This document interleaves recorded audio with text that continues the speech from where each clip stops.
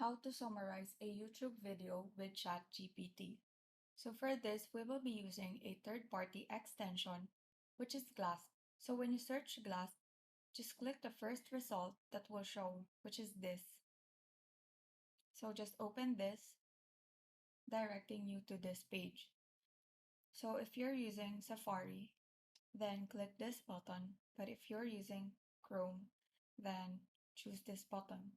Since I'm on Chrome, then I will be clicking this button. And then just click this button, Add to Chrome. Then select Add Extension. Once you're done downloading the extension, this page will show. After this, you may now open a new tab and from there, open YouTube and select the video that you want to summarize. Now you will see this bar above the transcript prompt. So by clicking this icon, it will direct us to ChatGPT with the summary of this video.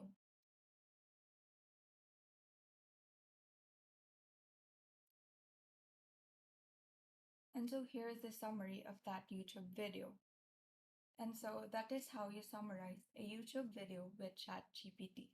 Thank you and have a great day.